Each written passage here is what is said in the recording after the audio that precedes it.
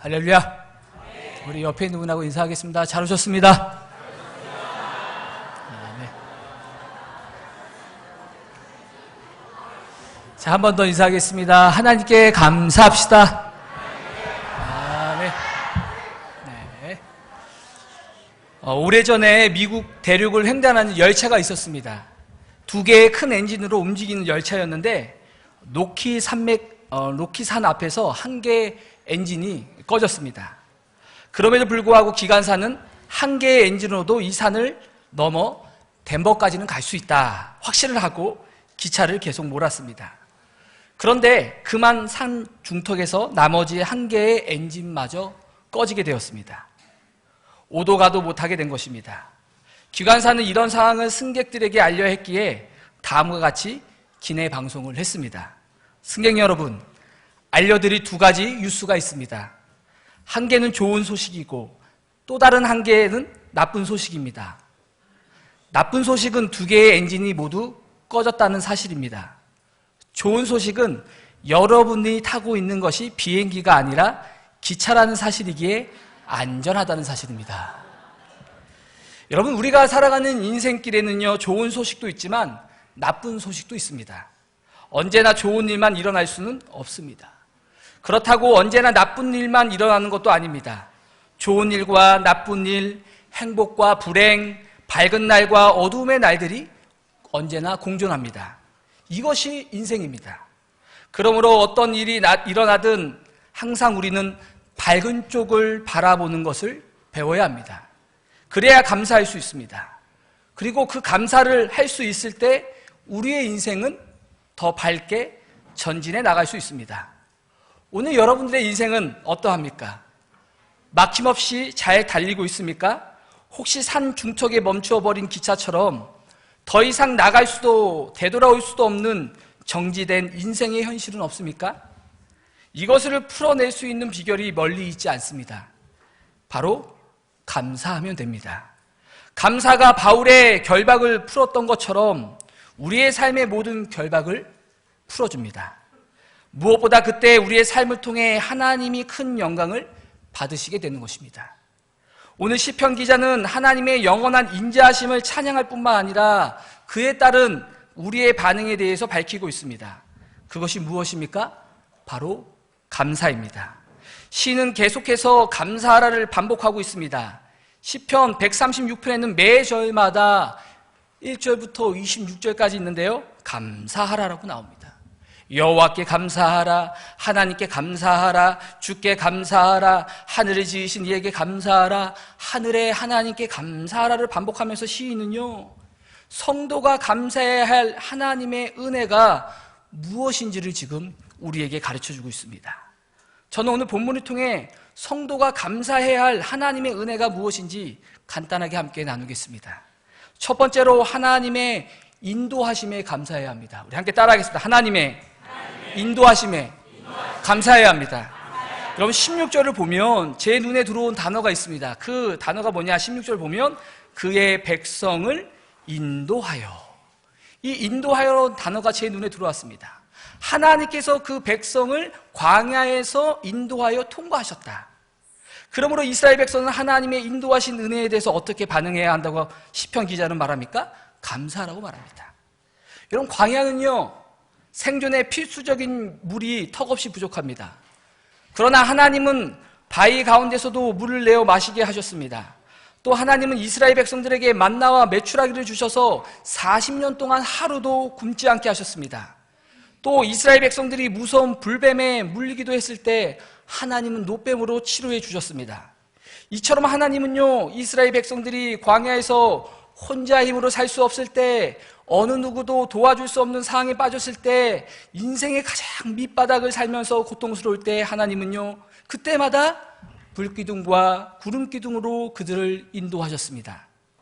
우리가 사는 이 세상도 광야 같은 곳입니다. 그래서 지금까지 살아오면서 한 번쯤 광야 같은 세상에서 우리들은 인생의 밑바닥을 경험해 보았을 것입니다.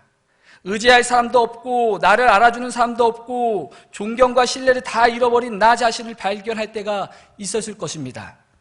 가정이 무너지고 건강을 잃어버리고 직장을 잃어버려 내 자신이 천하게 불쌍하게 보일 때가 있었을 것입니다. 가족들 앞에서 눈물을 보일 수 없어 눈물을 삼킨 일, 다른 사람들이 전혀 이해할 수 없는 어떤 범죄를 저지르고 나서 너무나 고통스러운 일, 그래서 골방에 들어가서 눈물을 흘릴 때가 우리에게는 한 번쯤 있었을 것입니다. 저에게도 그런 일이 한 번쯤은 있습니다. 그런데 그런 광야의 길에서 누가 우리를 인도해 주셨습니까? 절망 가운데 무서워 벌벌 떨었을 때, 두려움에 사로잡혀 있을 때 누가 어둠 가운데 빛을 우리에게 비춰주었습니까? 바로 하나님께서 인도하셨다는 사실입니다. 내가 함께 할 테니 두려워하지 말라며 나를 위로하시고 안아주시고 앞장서서 인도하신 분이 누구십니까? 바로 하나님이십니다. 이러한 하나님의 인도하신 은혜를 기억하면요, 무엇이 나오게 되었습니까? 바로 감사가 나오게 되는 것입니다. 저는 소원하기를 오늘 예배를 드리는 모든 분들이 과거의 하나님의 인도하심을 기억하며 감사하는 고백이 있기를 축복합니다.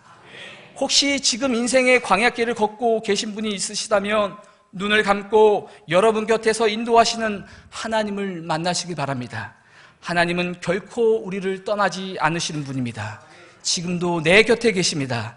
여러분이 이 순간 인도하시는 하나님을 만나고 그분의 인도하심을 따르는 은혜가 있기를 축복합니다. 두 번째는요, 하나님의 승리하심에 감사해야 합니다. 우리 따라하겠습니다. 하나님의 승리하심에 감사해야 합니다. 여러분, 우리가요 하나님의 자녀로 살다 보면요, 우리의 좋은 것을 빼앗아 이 악한 마귀 사탄이요 계속 우리를 유혹합니다. 넘어뜨리려고 합니다. 공격을 합니다. 여러분, 이 싸움을 참 승리하기란 쉽지 않습니다. 왜냐하면 우리가 연약한 존재이기 때문입니다. 그러나 하나님은요, 당신을 의지하고 붙잡으며 믿음의 길을 가는 자에게 하나님은 마귀 사탄을 이길 힘을 주시고 승리하게 하십니다.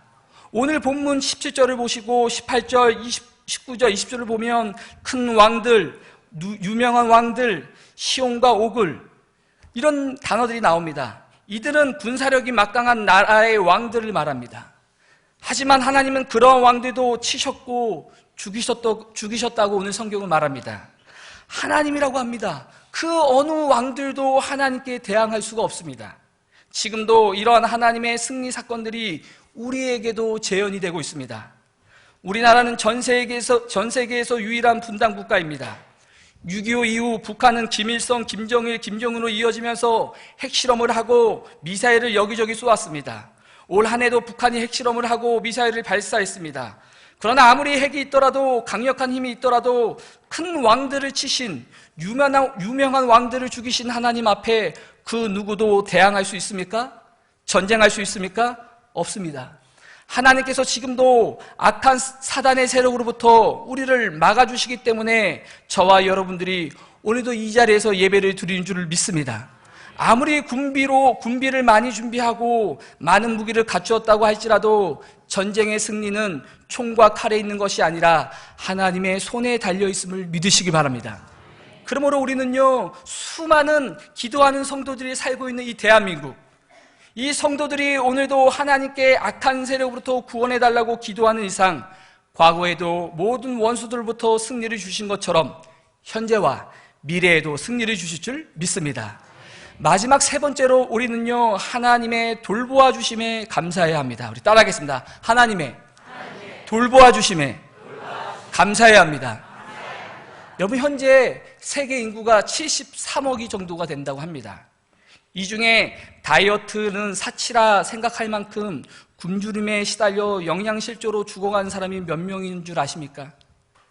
바로 10억 명 정도가 된다고 합니다. 10억 명이 이 굶주림에 죽어가고 있다는 거예요. 아프고 병들어서가 아니라 전 세계 7명 중에 1명이 굶어 죽는다는 것입니다. 그리고 73억 중 30억 명이 굶어 죽지 않을 만큼 겨우 살고 있고요. 그리고 나머지 30억 명이 배부르게 먹고 다이어트를 하고 비대해지는 것을 걱정하고 비타민을 챙겨 먹고 영양이 강한 것을 걱정하는 사람들입니다. 여러분, 슈퍼나 마트를 가보십시오. 얼마나 먹을 것들이 풍성합니까? 저도 가끔 마트에 가면 도대체 어디서 이렇게 많은 쌀들이 나오는 거지? 어디서 이렇게 많은 과자가 나오는 거지? 어디서 이렇게 많은 빵과 아이스크림이 나오는 거지? 남아서 날짜가 지나서 버리는 과일과 야채들이 너무나 많다고 합니다. 우리는요, 먹을 것들이 생산되는 것을 보면서 우리는 하나님께 감사해야 합니다. 왜요? 여러분 25절을 보면 모든 육체에게 먹을 것을 주신 이에게 감사하라. 그 인자하심이 영원함이로다. 여러분, 하나님은요, 당신의 자녀들에게 일용할 양식을 주셔서 우리가 이렇게 풍성하게 먹는다는 것입니다. 만약 여러분 하나님이 안 주시면 어떻게 될까요? 만약 이 대한민국에 3년 동안 비가 오지 않든지 홍수가 나서 농사를 못 졌다고 생각을 해보십시오. 상황이 어떻게 될까요? 생각만 해도 끔찍합니다. 하늘에서 햇빛이 비추고 비가 내리고 하늘에서 바람이 불고 서리가 내리고 사계절이 바뀌는 것이 여러분 이게 우연입니까? 어떻게 아니란 생각을 가지고 우리가 살 수 있습니까? 우리는요, 그 인자하심이 영원하심으로 우리에게 이러한 양식을 주셔서 돌보시는 하나님께 감사해야 될 줄을 믿습니다.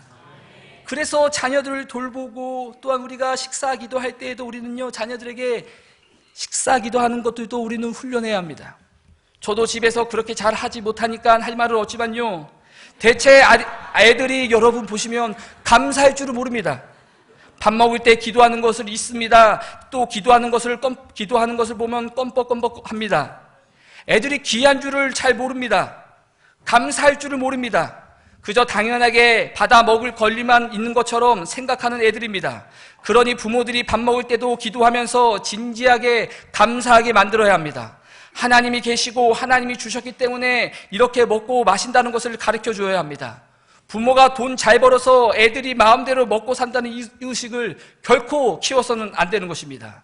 하나님이 주셔서 먹고 마신다는 것을 자녀들에게 가르쳐 줘야 합니다. 오늘 말씀을 정리합니다. 사랑하는 성도 여러분, 우리는 하루도 빠짐없이 하나님의 은혜를 받고 있습니다. 하나님의 인도하심의 은혜, 하나님의 승리하심의 은혜, 하나님의 돌보아 주실 은혜를 받고 있습니다. 그러기에 하루도 빠짐없이 하나님께 감사를 올려드려야 합니다. 무엇인가를 구하며 기도할 때도 감사함으로 해야 합니다. 예배를 드릴 때도 감사함으로 예배를 드려야 합니다. 오늘 재능축제도 함께할 때도 감사함으로 하나님께 나아가는 저와 여러분들 되길 소원합니다. 과거에도 인도해 주신 하나님이라면 현재도 미래도 가장 좋은 삶으로 인도해 주실 것이고, 과거에도 사단에게서 승리를 주신 하나님이 내 미래에도 승리를 주실 것이고, 과거에도 돌보아 주신 하나님이 현재와 미래에도 저와 여러분들을, 우리 교회를 돌보아 주실 것입니다. 언제나 하나님께 감사하는 우리 개포교회와 성도가 되길 축복합니다. 기도하시겠습니다. 사랑과 은혜가 충만하신 하나님, 하루도 빠짐없이 주님의 은혜를 부어주심을 감사합니다. 성령님, 하나님의 인도하심, 승리하심, 돌보아 주심의 은혜를 늘 기억함으로 하루도 빠짐없이 하나님께 감사할 수 있도록 저희들을 붙잡아 주옵소서. 그리하여 때로는 광야 같은 인생길에서 더 이상 나아갈 수도 되돌아올 수도 없는 상황에서 감사로 모든 결박을 풀고 하나님의 능력으로 승리하는 주님의 백성들이 되게 하옵소서. 오늘도 추수감사절을 맞아 목장별 재능축제를 합니다. 온 성도가 모여 함께 주님의 은혜에 감사하는 이 시간, 주님께서 하늘문을 열어주시고 놀라운 은혜와 감동, 기쁨을 부어 주옵소서. 세상에서 결코 볼 수 없는 신령한 기쁨, 신령한 감사, 그 고백이 들어지는 시간이 되게 하옵소서. 감사하며 예수님의 이름으로 기도합니다. 아멘.